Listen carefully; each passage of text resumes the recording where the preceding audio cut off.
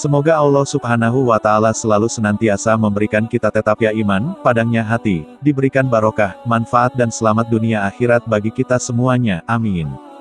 Pada kesempatan kali ini saya akan menyampaikan sebuah kisah tentang kisah yang didapat Hatim al-Asyom selama 33 tahun mondok.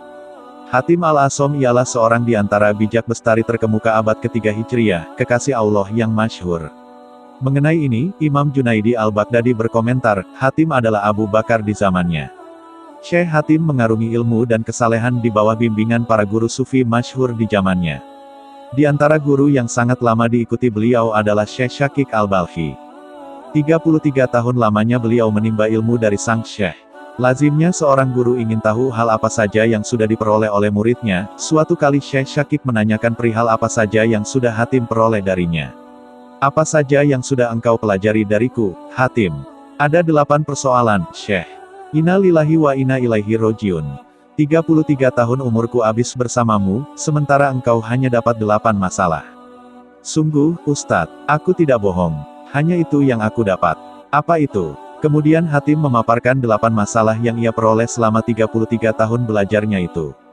Pertama, aku melihat, setiap manusia itu pasti mencintai seseorang, sementara ia dan yang dicintainya suatu saat nanti akan masuk liang lahat.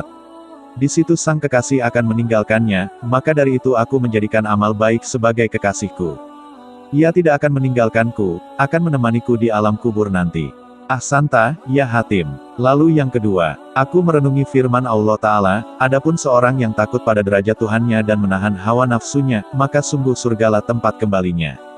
Dan aku tahu bahwa firman-Nya adalah kebenaran, maka aku bersungguh-sungguh menahan hawa nafsuku sampai aku senantiasa taat kepadanya.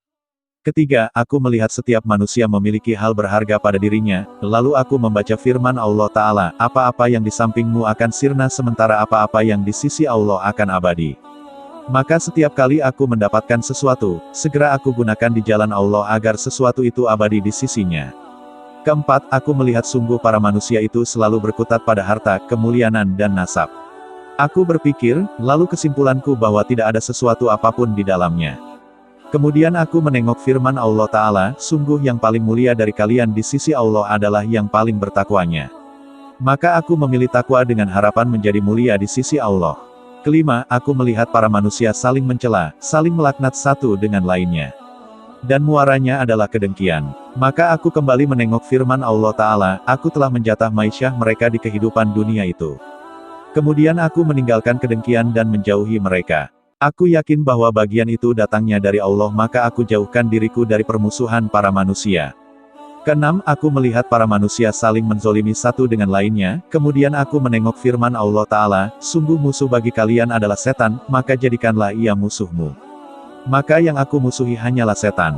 Dan aku benar-benar berhati-hati darinya karena Allah sudah menyataknya, akhirnya aku meninggalkan untuk memusuhi makhluk Allah selainnya. Ketujuh, aku memperhatikan begitu banyak manusia yang berlebihan mencari makan sampai-sampai mereka merendahkan dirinya dan masuk dalam keharaman. Lalu aku tengok firman Allah Ta'ala, tidaklah ada yang melata di bumi kecuali sudah Allah tanggung rezekinya, bukankah aku sebagian dari yang melata itu, yang sudah Allah tanggung rezekinya itu. Dari itu maka aku menyibukkan diri pada tanggunganku kepada Allah dan meninggalkan yang sudah Allah tanggung untukku. Dan yang terakhir, aku memperhatikan begitu banyak manusia yang menggantungkan perkaranya pada yang lain, menggantungkan kesehatannya pada orang ini, dagangannya pada orang itu dan sebagainya. Lalu aku kembali pada firman Allah Ta'ala, siapa yang bertawakal pada Allah, maka Allah akan mencukupinya. Maka aku bertawakal kepada Allah. Mendengar penuturan muridnya demikian, Syekh Syakik pun memujinya. Semoga Allah senantiasa memudahkanmu. Sungguh aku telah menelaah ilmu-ilmu dalam Taurat, Injil, Zabur, Al-Quran dan aku menemukan bahwa segala macam kebaikan dan keagamaan yang banyak itu berkisar dalam 8 hal yang sudah engkau tuturkan tadi. Maka barang siapa mengamalkannya, sungguh ia telah mengamalkan 4 kitab tadi. IM. Dari kitab Salalim Al-Fudola karya Syekh Nawawi Al-Bantani. Sekian cerita dari saya, apabila ada kesalahan dan kekurangan dari saya mohon maaf yang sebesar-besarnya, dan semoga kita bisa mengambil manfaat dan barokah dari kisah ini, amin.